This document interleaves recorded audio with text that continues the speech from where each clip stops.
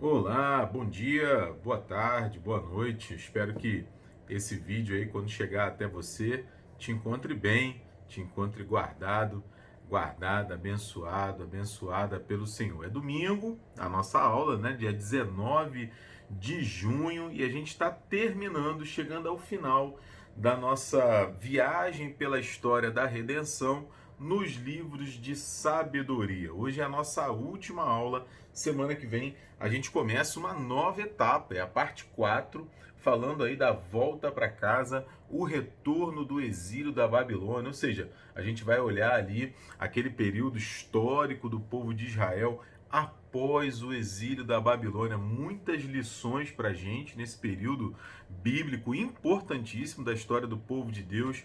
Espero que Deus continue a nos abençoar. Mas hoje a gente ainda está aqui no clima dos livros de sabedoria. Não é? Eu sou o Reverendo Diego e a gente está na Escola Bíblica Dominical da UPA, beleza? Então vamos lá. A gente já falou sobre o livro de Jó, sobre o livro de Salmos, sobre o livro de Provérbios, Eclesiastes, e hoje a gente vai terminar falando sobre o livro do Cântico dos Cânticos ou Cantares de Salomão. Na maior parte das Bíblias vai estar esse texto, né? O Cântico dos Cânticos, o maior dos cânticos, o mais belo dos cânticos. A gente sabe, né? Em outra oportunidade, eu acho que eu já falei sobre isso, né? A hipérbole, né? A figura do exagero no hebraico, ela é marcada pela repetição. Então, por exemplo, Jesus vai dizer em verdade vos digo. Então, essa repetição, vaidade de vaidade, diz lá o autor do Eclesiastes, essa repetição é uma hipérbole. Então, assim, o Cantares de Salomão ou Cântico dos Cânticos de Salomão quer dizer exatamente isso, o mais belo dos cânticos, o mais belo dos poemas. Agora, gente, é o seguinte, não é? Do que fala esse livro? Você já leu o livro do Cântico dos Cânticos de Salomão? Qual é o assunto? O que está sendo tratado ali? Não é? Dando uma olhada na história da interpretação do texto, não é? É interessante porque, por exemplo, a gente vai olhar nas Bíblias de estudo, ó, eu utilizo essa daqui, que é a mensagem, bem legal, uma paráfrase bíblica maravilhosa. Não é? Essa semana chegou para mim, eu comprei essa Na Jornada com Cristo, que é uma outra versão, nova versão transformadora, bem legal também. As Bíblias que a gente utiliza normalmente, né, da Almeida Revista e Atualizada. Fui dar uma olhada também na Bíblia de Jerusalém, não é? Uma edição da tradição católica excelente, ganhei de presente da Bianca, minha esposa, não é? Essa Bíblia, e todas elas, né, sem contar os comentários bíblicos, não é?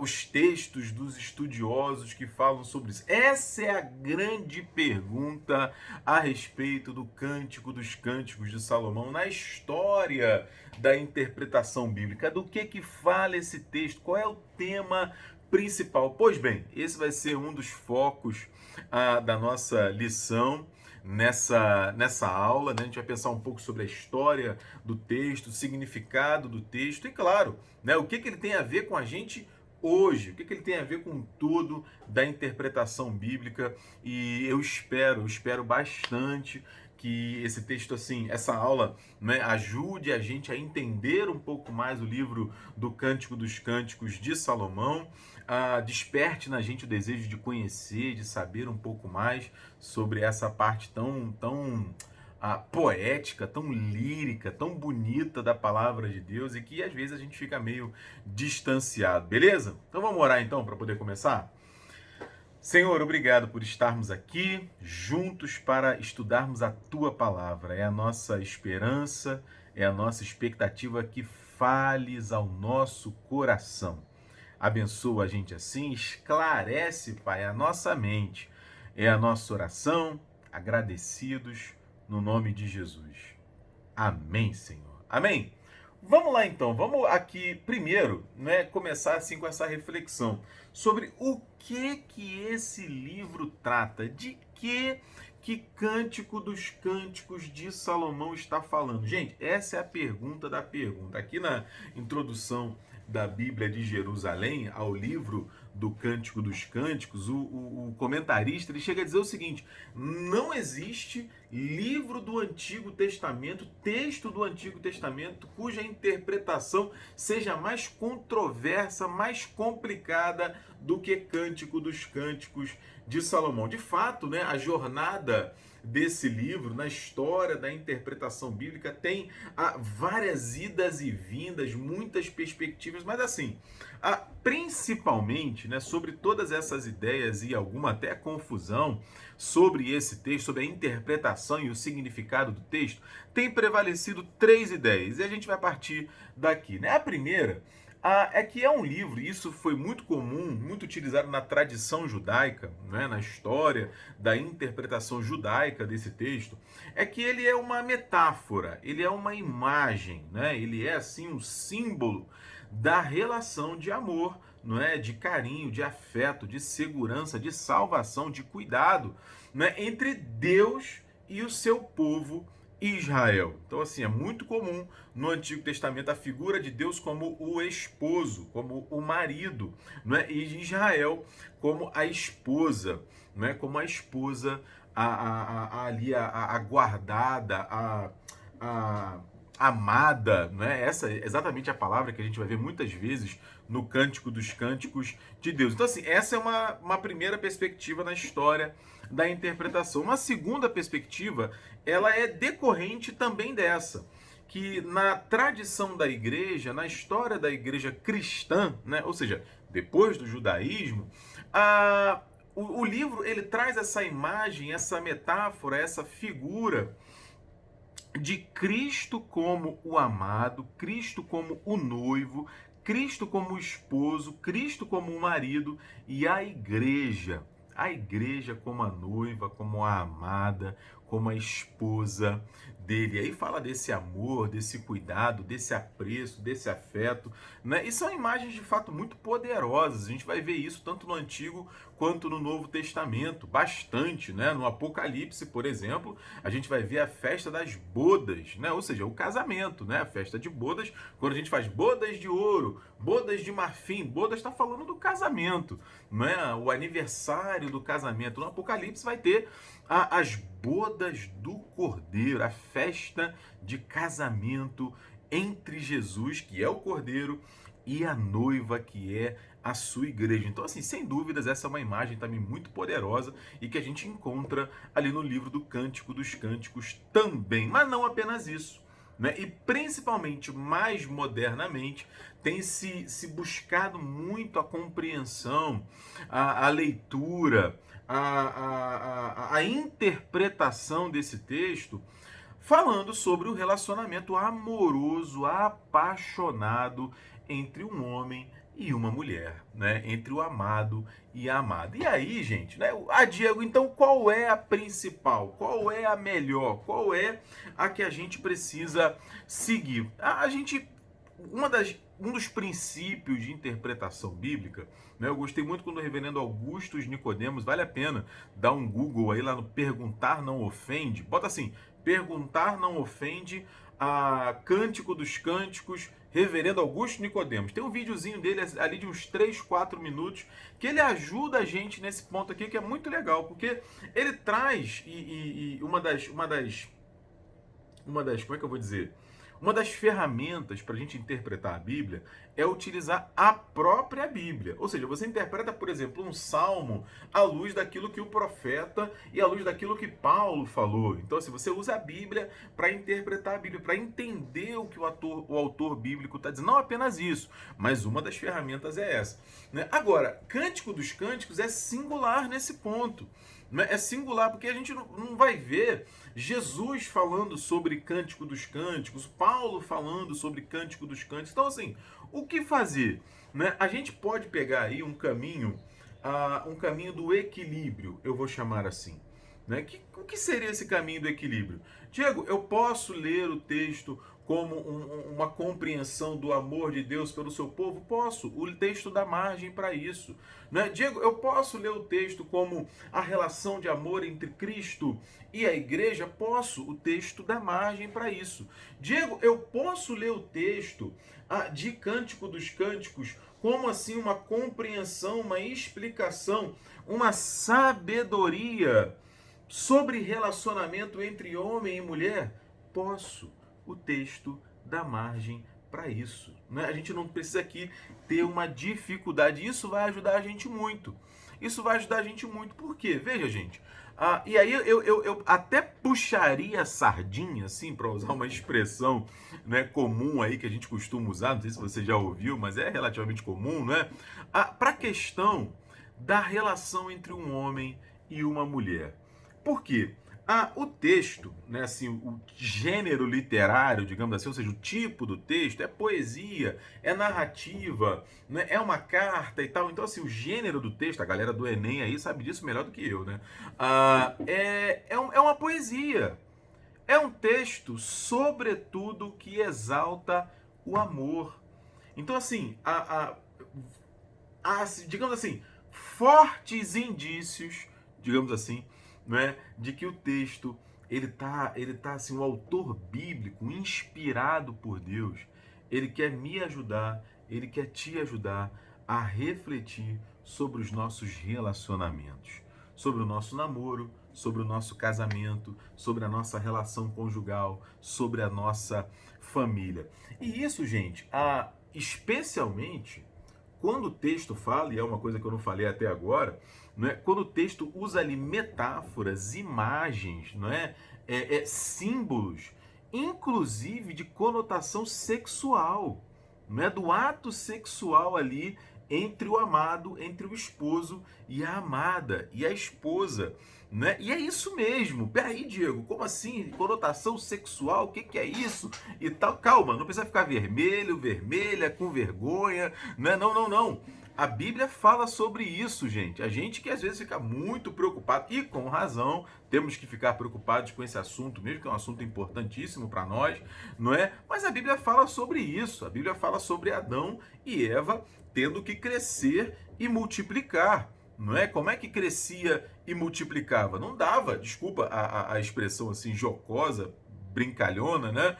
Mas não dava filhote de Adão e Eva na árvore. Não é? Então a Bíblia fala sobre isso de Gênesis a Apocalipse, faz parte da criação de Deus, faz parte da nossa humanidade. O problema é o pecado que entra na história e desvirtua, não é, a nossa vida, os nossos relacionamentos e inclusive a nossa sexualidade muitas vezes. A nossa sexualidade também, lamentavelmente, é marcada pelo pecado. E é daí que vem os problemas. Por isso, é muito legal ver o autor bíblico, há 2000 anos atrás, falando com a gente sobre uma conexão, gente. Ele vai fazer isso, é uma das coisas que a gente vai ver aqui, não é? Falando sobre isso no texto do Cântico dos Cânticos de Salomão. E ele faz ele chama atenção pra gente. Eu vou começar falando sobre isso agora e depois eu vou voltar, né? Falando sobre uma conexão, gente, entre sexo, entre compromisso e amor. Presta atenção nisso. Sexo, compromisso e amor. Não é? Quando a gente pega o texto e olha por esse viés, olha a partir dessa perspectiva, isso é muito interessante, porque, por outro lado, veja se você não concorda comigo, veja se esse não é um problema que a gente tem hoje. Não é? Veja se a cultura como um todo, e a gente tem falado muito sobre isso aqui nos nossos encontros, né? Ela tem proposto ao longo da história, isso não é de hoje, uma espécie de descolamento, de afastamento entre essas três palavras, né? Entre esses três conceitos, essas três ideias, entre sexo, compromisso e amor. Isso não é de hoje, como eu já falei, mas hoje, talvez pela mídia, pelo telefone, pelas mídias sociais, né, pela internet e tudo mais, isso está muito mais na nossa cara, diante de nós. Não é? Seja num extremo, colocando assim o sexo como algo essencialmente sujo, intrinsecamente ruim, né? Como se o sexo em si mesmo fosse ruim, né? Com uma suposta capa assim de santidade, não é isso aqui, não sei o que e tal. E aí trata o sexo como se fosse algo na sua essência ruim, o que não é, a Bíblia vai falar sobre isso, né? Não é. E num outro extremo, é muito interessante também a cultura tratar a nossa sexualidade, a fazer sexo, como se fosse assim algo tão comum quanto beber água. Não, eu vou ali beber um copo d'água. Não, eu vou ali praticar sexo. Não, eu vou ali fazer uma caminhada. Não, eu vou ali para como se fosse. E não é. E não é. E aí eu insisto, é extraordinário ver o autor bíblico há mais de 2000 anos atrás preocupado em conectar essas palavras, em conectar a sexualidade, conectar o compromisso e conectar o amor. Não é sem motivo, gente, não é sem motivo, não é que a gente vai encontrar exatamente essa imagem, esse símbolo da relação entre Deus e a igreja, entre Cristo e a sua noiva, dada a intimidade, dado o amor, dado o compromisso que Deus tem com o seu povo, né? Jogando e partindo lá para a perspectiva do Novo Testamento já, quando a gente vai lá em Efésios, no capítulo 5, um texto clássico para falar sobre casamento, para falar sobre a relação entre homem e mulher, o que a gente vê é exatamente o apóstolo Paulo falando que o casamento, ele é um símbolo, ele é uma imagem da nossa relação com Deus. Então não é sem motivo isso aqui, não é à toa, não é uma viagem na maionese, digamos assim, com o perdão da expressão. Então assim, eu gosto do Eugene Peterson, o reverendo Eugene Peterson, já falecido, né? É ele que propõe essa tradução aqui da mensagem. Na introdução ao texto do Cântico dos Cânticos, ele fala assim, eu vou ler aqui nas minhas laudas, aqui nas minhas 123 laudas, brincadeira, né?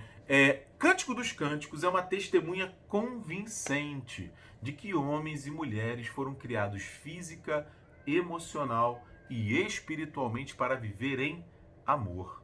No princípio das Escrituras, ele vai fazer uma referência ao texto do Gênesis. No princípio das Escrituras, nós lemos: não é bom que o homem viva sozinho. Aí ele vai dizer: o Cântico dos Cânticos aperfeiçoa a história do Gênesis ao celebrar a união entre duas pessoas diferentes em amor. Esse é um dos objetivos do texto e eu tenho certeza que ele pode ensinar muito para a gente sobre isso. O que a gente vai encontrar então no texto do Cântico dos Cânticos? A gente vai encontrar um modelo de amor, um modelo de relacionamento, um modelo de reciprocidade, de alegria entre um casal, a maneira como Deus imaginou desde o Éden, desde Adão e Eva. E como a gente já falou, foi ali manchado, corrompido pelo pecado. Veja, Deus, e aí no texto é fantástico ver isso, né? Deus traz novamente um casal para o jardim, né? E demonstra e revela para nós a beleza desse amor. É muito legal, é muito gostoso ler o texto do Cântico dos Cânticos. Quem escreveu o Cântico dos Cânticos, né? Quem escreveu é uma outra discussão ao longo da história da interpretação bíblica. A gente tem uma pista ali no capítulo 1, no versículo 1. Né? Capítulo 1, versículo 1, o texto fala assim: Cântico dos Cânticos de Salomão.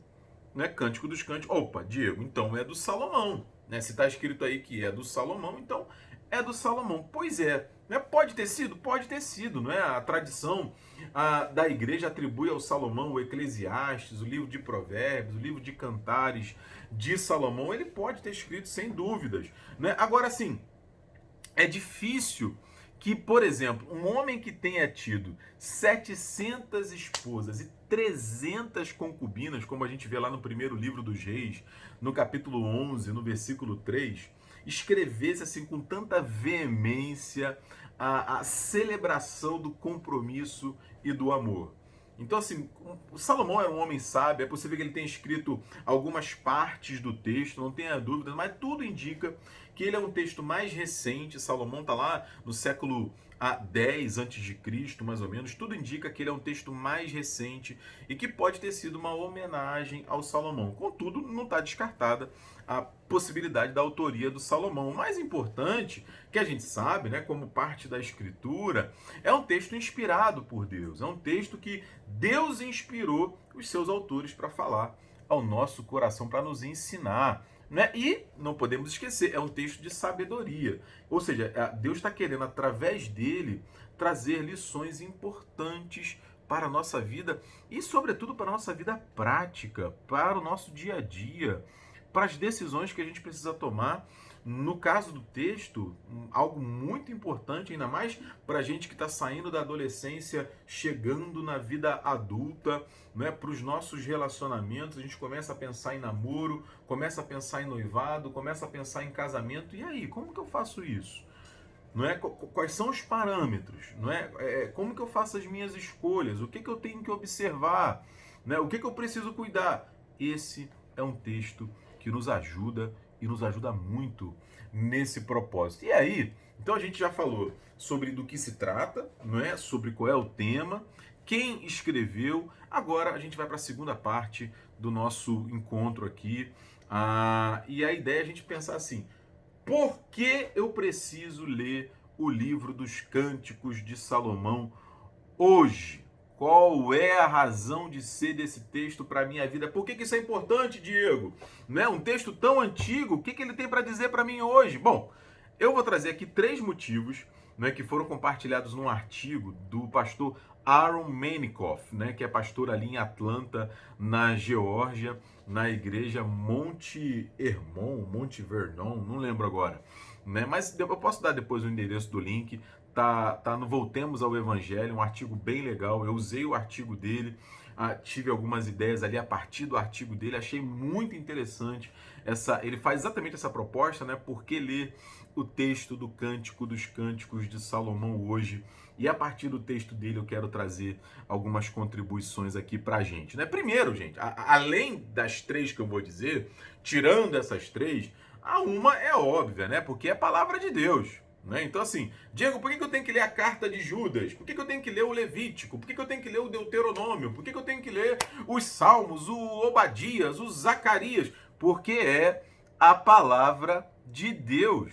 Né? Porque é a palavra de Deus. Então, assim, essa é o motivo mais essencial, porque Deus decidiu, e é por isso que a gente usa uma Bíblia, a Bíblia grande, Bíblia pequena, nova versão transformadora, a mensagem, a Almeida, revista e atualizada. Né? São traduções diferentes, Bíblia de Jerusalém, são traduções diferentes, contextos diferentes. Para quê? Para a gente entender melhor, para a gente saber melhor o que Deus quer para a gente, como ele se revelou, qual é a vontade dele para a nossa vida. Então, em primeiro lugar, é isso. Né? Em primeiro lugar, só esse motivo já é mais do que suficiente. Né? Eu leio a carta aos Romanos, eu leio o Evangelho de Marcos, eu leio o Êxodo, eu leio o texto de Juízes, de 1º e 2º Reis, porque são palavra de Deus, que Deus deixou para abençoar, transformar, mudar a minha vida. Mas é claro que a gente pode acrescentar alguns motivos a estes. E aí, no caso do Cântico dos Cânticos, o primeiro, eu volto àquilo que eu falei agora há pouco. Né? O Cântico dos Cânticos nos fala da importância dessa conexão entre compromisso, sexualidade e amor. Né? Compromisso, sexualidade e amor. Né? Porque, por exemplo, veja, lá no capítulo 2, no versículo 3 do Cântico dos Cânticos, eu estou com os textos ali no estudo que eu já preparei antes, né? Você pode ir acompanhando da sua Bíblia, como a gente sempre faz. Ele fala assim, Cântico dos Cânticos, capítulo 2, versículo 3. Né? Qual a macieira entre as árvores do bosque? Tal é o meu amado, é a amada, né? A esposa que está falando entre os jovens. Eu desejo muito a sua sombra. Debaixo dela eu me assento e o seu fruto é doce ao meu paladar. Veja, assim, a gente vai encontrar isso ao longo dos capítulos, né? Dos 8 capítulos ali do livro de Cânticos, há esse desejo da esposa pelo esposo, essa busca do amado pela amada, né? Ele, por exemplo, vai dizer no capítulo 4, no versículo 3, olha, os teus lábios são como um fio escarlata, a tua boca é formosa. A gente vai ver essa troca de concentração no outro ao longo do livro inteiro. Não é? Ele vai dizer, ó, eu sou do meu amado. Ela vai dizer, eu sou do meu amado e o meu amado é meu. Gente, esse tipo de expressão, de declaração, vem do compromisso. Vem do desejo de estar junto, de terem olhos um para o outro e um para o outro apenas. Daqui a pouco eu vou voltar nisso, né? Eu vou falar um pouco mais sobre isso. É interessante lá no capítulo 2, no versículo 4, quando ela fala assim, olha, leva-me à sala do banquete e o seu estandarte sobre mim é o amor. Você sabe que estandarte é aquela bandeira grande que os exércitos na antiguidade, se você viu uma série ou um filme medieval, você deve ter visto isso, né? Aqueles grandes exércitos enfileirados e aquelas bandeiras grandes, né? Aquilo é um estandarte, aquilo é o que identifica o exército, né? É o que demonstra que aquele grupo de pessoas pertence àquele exército, pertence àquele povo. Ou seja, em outras palavras, o que ela está dizendo aqui?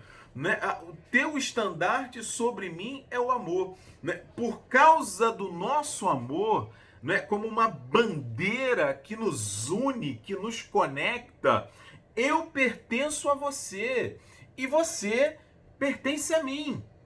Nós estamos unidos, nós estamos debaixo da mesma bandeira. Veja, gente, isso é cumplicidade, isso é compromisso, isso é amor. Está conectado, está tudo junto. Não é? O reverendo Adão Carlos Nascimento, que é pastor presbiteriano, se eu não me engano, ali em Campinas, não é? Ainda ele foi reitor, perdão, não sei se ainda não é? Mas ele foi reitor, foi diretor do Seminário Presbiteriano de Campinas. Ele tem um livro bem legal que chama Oficina do Casamento, né? Que era uma série de estudos de escola dominical, de estudos bíblicos sobre relacionamento, sobre casamento, né? E aí ele transformou em livro e é fantástico, né? O primeiro capítulo desse livro, ele fala exatamente disso. Ele fala do valor do compromisso. E ele fala, por exemplo, eu separei aqui, assim, ó, para transformar o casamento que você tem, supondo que a pessoa que está lendo já seja eventualmente casada, não é? No que casamento que você quer, o ponto de partida é a conscientização de que o verdadeiro fundamento do matrimônio é o casamento. Mas como assim, Diego? Não é o amor? Escuta, né? O amor é importante, mas até ele deve ser baseado no compromisso. Pois como disse Erich Fromm, amar alguém não é apenas um sentimento forte. Amar é uma decisão, é um julgamento, é uma promessa. Ou seja, né, o que dá suporte para o amor é o compromisso. O que dá suporte para o sentimento é o compromisso, é a decisão de estarmos juntos, não é? De estarmos juntos com aqueles com quem nós decidimos nos relacionar, quando chegar o tempo do relacionamento, né? Por isso que lá no final do capítulo 8, lá no capítulo 8, no versículo 6, o final do livro, né, ele vai dizer assim, ó, põe-me como um selo sobre o teu coração, como um selo sobre o teu braço, porque o amor é forte como a morte. De fato, né, esse amor suportado pelo compromisso, né, suportado pela cumplicidade, pela decisão de estar juntos, né, não apenas uma aventura, não apenas um momento, não apenas uma casualidade, né, que a cultura tantas vezes insiste em vender para a gente como normal, né? Essa é a primeira grande lição nessa perspectiva aqui da sabedoria bíblica para a nossa vida, né, do texto de Cantares, essa conexão íntima aí entre compromisso, entre amor, né, e a preservação da nossa sexualidade. E é claro, né, gente? É claro que o ambiente perfeito para que a gente viva isso com inteireza, com integridade, com alegria, é o casamento. Por isso que a gente vai ver a Bíblia destacando o casamento ao longo das suas páginas. A segunda lição, né, decorrente até dessa primeira, é que o Cântico dos Cânticos, é claro, a gente até falou sobre isso algumas vezes aqui, né, ele oferece muita sabedoria prática para a nossa vida, né, especialmente para a vida de casal. Então você vai ver ao longo do livro inteiro, o casal, por exemplo, tendo prazer, tendo alegria um no outro. Não é? É interessante, por exemplo, quando ele diz assim, ó, a minha esposa, a minha amada, ela é a mais formosa entre as mulheres. Né? Ou seja, ele está dizendo que ela é a mais bonita. Agora, será que isso era uma realidade assim objetiva? Como assim, Diego? Será que ela era de fato a mulher mais bonita de Israel? Provavelmente não. Provavelmente não. Então, Diego, ele está mentindo? Não, a questão não é essa. A questão é a seguinte: aos olhos dele, ela era a mais bonita. Esse é o ponto. Os olhos dele só enxergavam ela. Não é que ele era cego para as outras mulheres, é claro que não. A gente enxerga os homens e as mulheres na rua. Né? A questão é quando a gente está compromissado, como a gente está falando, quando a gente tem um relacionamento sério e a gente assume a outra pessoa, né? E a Bíblia chama a gente para isso, né? Por exemplo, o Gênesis vai dizer: deixará o homem seus pais. Me confundi, né? Deixará o homem pai e mãe e se unirá à sua mulher. É o texto do Gênesis. Ou seja, é assumir compromisso, é ter olhos apenas para o outro. Né? E a gente vai encontrar isso ao contrário também. A amada vai dizer: melhor é o teu amor do que o vinho, lá em Cantares, em Cânticos capítulo 1, versículo 2. Ou seja, melhor é o teu amor, é a tua presença, do que aquilo que eventualmente as pessoas usam para buscar alegria, que é a bebida, naquele contexto bíblico. E nos nossos dias também, infelizmente, né? Ele está dizendo: não, eu prefiro o teu amor. Né? Eles se protegem ao longo do texto, né? Eles cuidam um do outro, eles lidam com as dificuldades, porque, gente, eu insisto, Cântico dos Cânticos é um livro de sabedoria. Né? O que Deus tem para me ensinar sobre isso? Né? Eu gosto do pastor Luciano Subirá.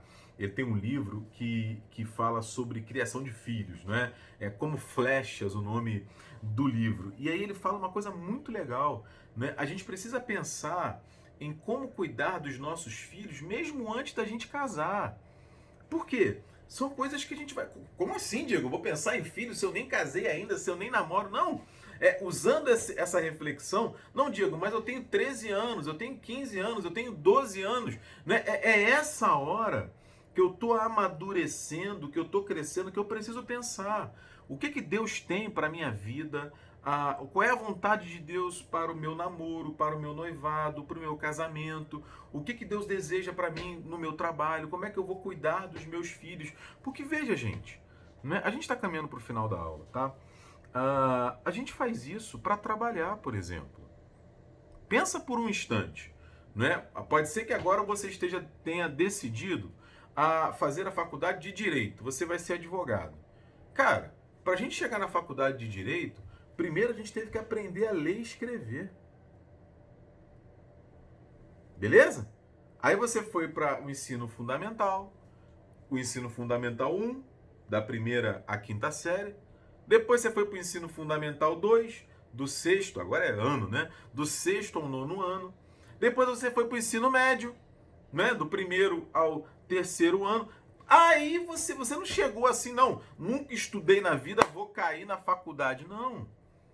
Isso para dar um exemplo. E o problema é que às vezes a gente trata a nossa vida assim também. A gente não tem experiência nenhuma sobre relacionamento, sobre amizade, sobre namoro, sobre casamento. E a cultura está falando para a gente que a gente pode ir direto para o sexo. Esse é um problema. A gente não tem maturidade, a gente não tem conhecimento, A gente não sabe quem a gente é. A gente tem dificuldade de entender. A gente está começando a entender o que é a vida, o que é ser adulto, o que é deixar de ser criança. E a cultura está dizendo para a gente: não, vai, você pode, você consegue, aproveita o momento. E aí a gente tem um monte de gente aí quebrada. Quebrada no sentido emocional que eu estou falando. Machucada, maltratada. Por quê? Um dos motivos é esse. Ignorou a sabedoria bíblica para a nossa vida. Enfim, vamos concluir aqui.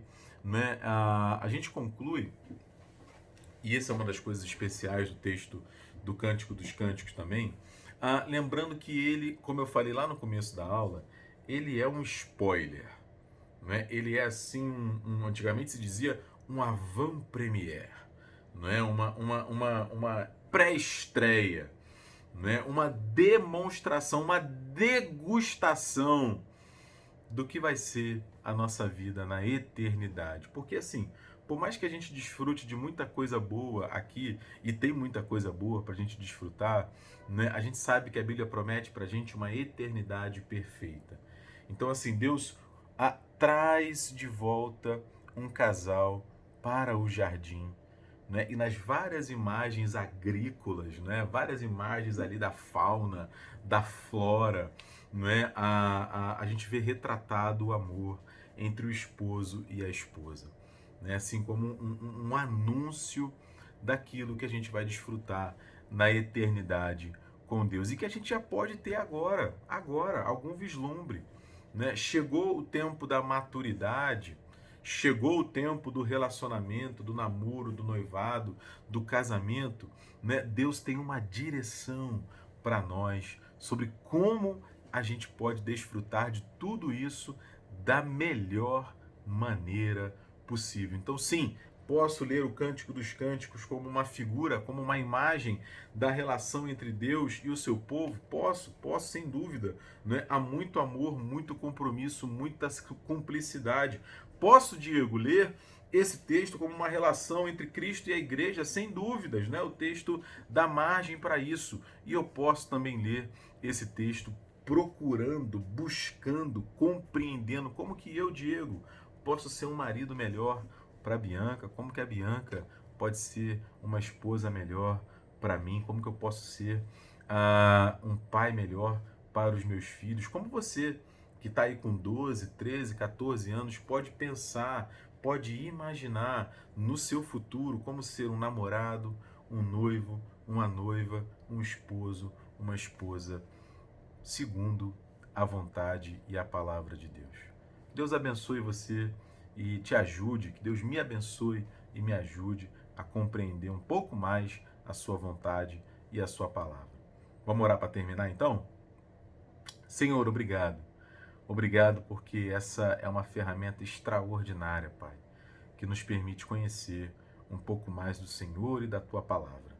Ajuda a gente, Senhor, a entendê-la e aplicá-la à nossa vida, especialmente no texto que nós acabamos de ler e estudar. Abençoa a gente assim, é a nossa oração, agradecidos em nome do Teu Filho Jesus Cristo. Amém, Senhor. Beijo, gente! Valeu, até mais. Semana que vem, lição nova, hein? Cadê? Sumiu. Ah, tá aqui, ó. Lição nova. Valeu, até mais.